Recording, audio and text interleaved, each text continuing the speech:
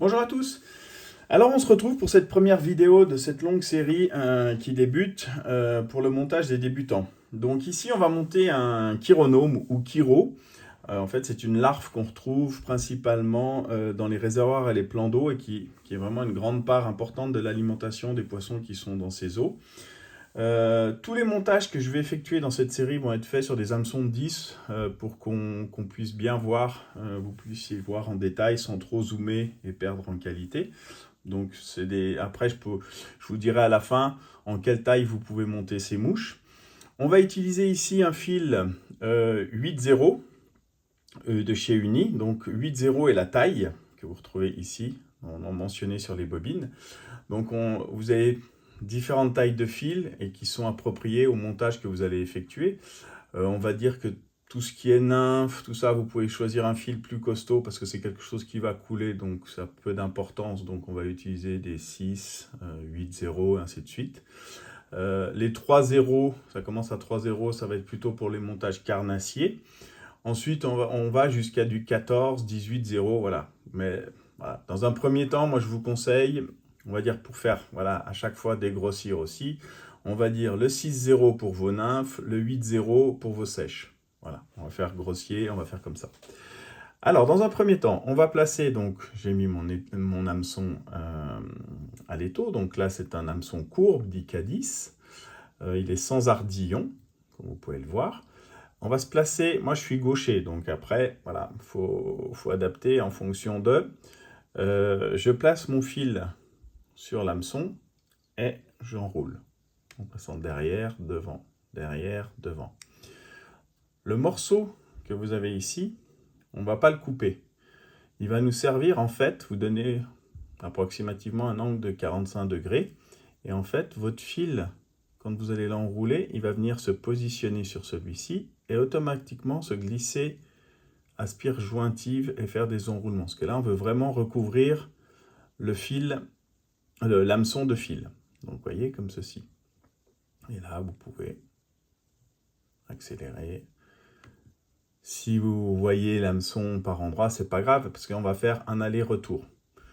Donc, étant donné que j'utilise un fil 8-0, le corps va être plus fin que si j'avais utilisé un fil, vous l'aurez compris, 6-0.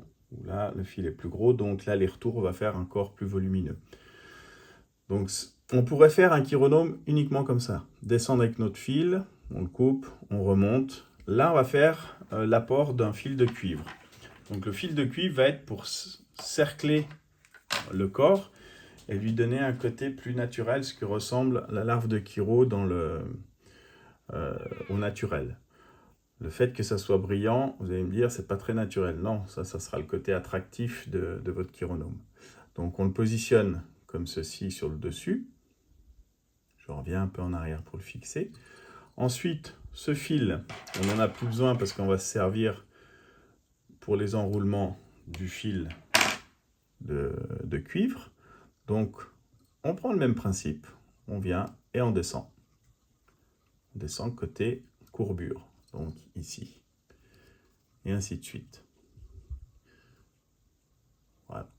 Donc, comme vu dans la vidéo précédente, je vous ai expliqué le réglage du porte-bobine. C'est là où il est important de ne pas avoir à chaque fois, alors je vais le faire un peu plus près, vous voyez, j'ai à peu près 4-5 cm. Bien faire attention parce que le point de friction se fera toujours ici et vous pouvez avoir des casses. Donc c'est pas trop sortir de fil et de temps en temps, hop, je desserre un peu. Ou si mon réglage est bien effectué, juste par le fait de tirer sur le porte-bobine, mon fil se défait.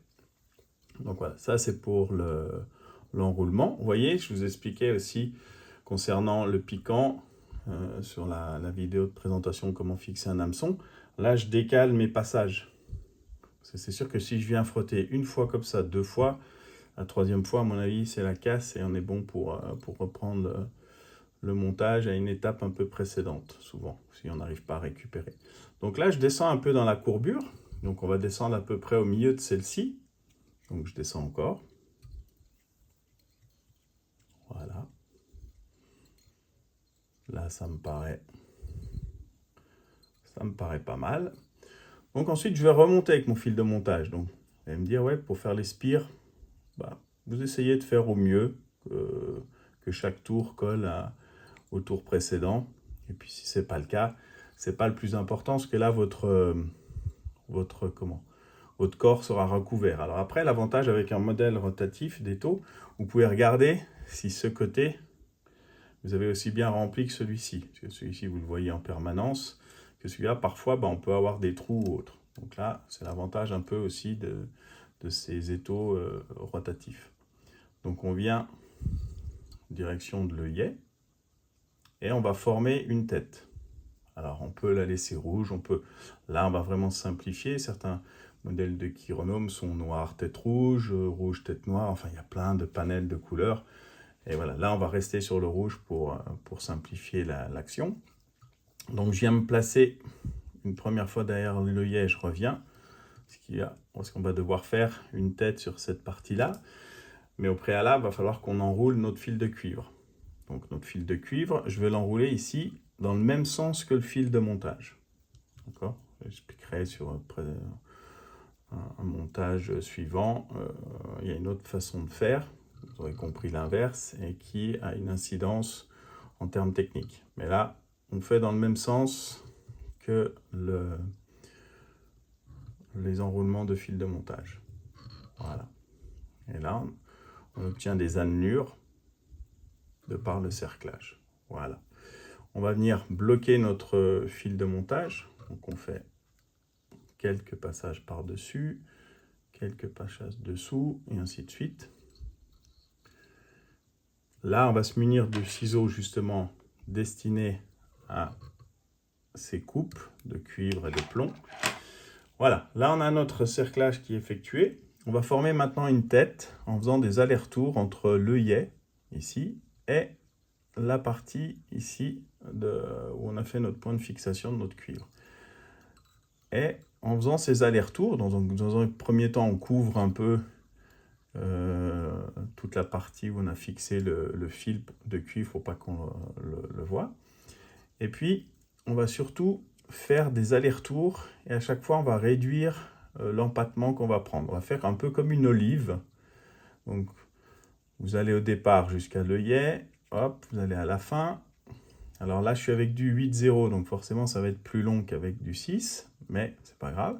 Donc, je reviens vers l'œillet, mais je ne vais pas aussi loin que le tour précédent. Je repars en sens inverse. Pareil, je ne vais pas jusqu'où je suis allé précédemment, et ainsi de suite. Et on réduit ainsi l'empattement, et on va avoir quelque chose qui ressemble, voilà, à une tête.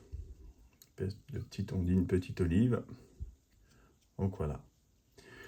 Et puis là, je vais me munir. Alors, moi, je vais le faire avec le Whip Finish. On verra ça. De toute manière, il y a une vidéo que j'avais déjà fait il y a quelques années sur l'utilisation du Whip Finish, une présentation. Voilà, vous pourrez la retrouver. Je la mettrai en lien. Donc, je viens faire ma ligature. Alors, on peut faire aussi avec des ligatures provisoires. On peut faire avec les doigts. Voilà. Je fais quelques tours. Je place. Et on vient faire notre ligature. Ça, je pourrais vous le faire voir sur une prochaine vidéo. Mais pour en tout cas le point de fixation, vous pouvez aussi utiliser l'outil à demi-clé. Donc, on vient faire comme ceci. On vient placer, on forme une boucle qu'on vient faire coulisser sur l'hameçon. On répète l'opération. Donc, on enroule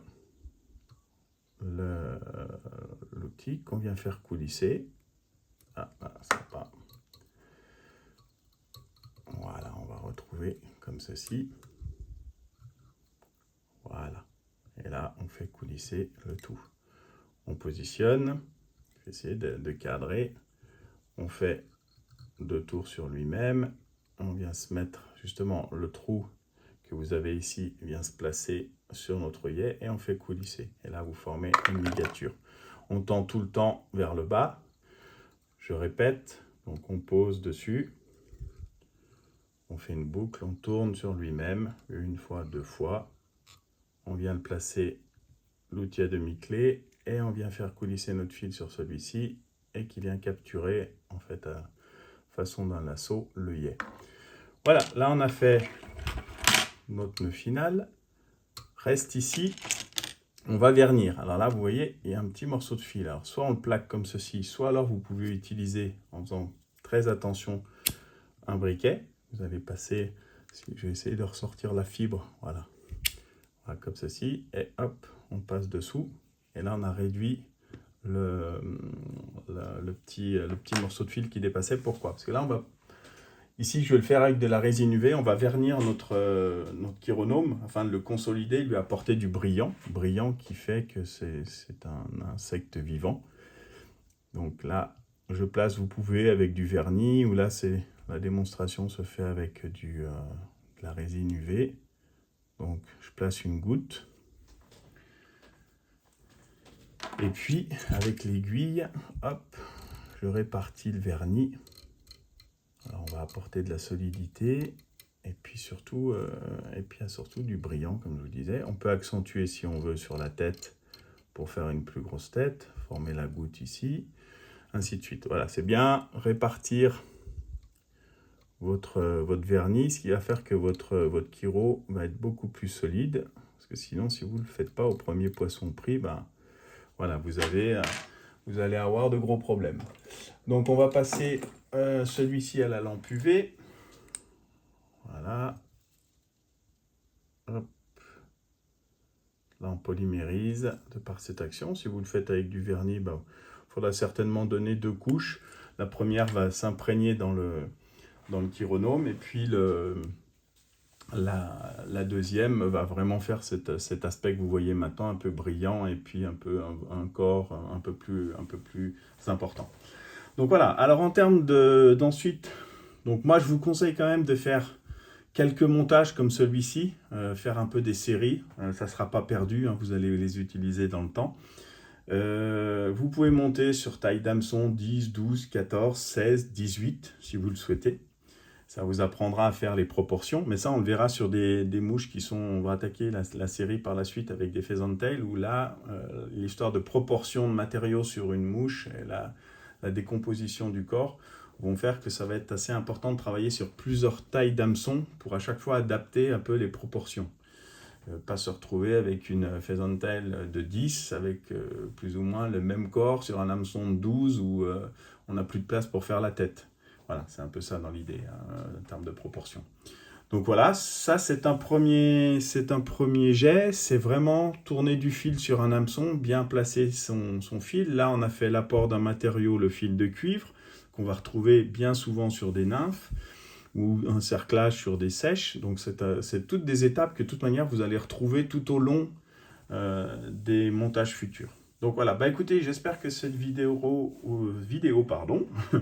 vous aura plu.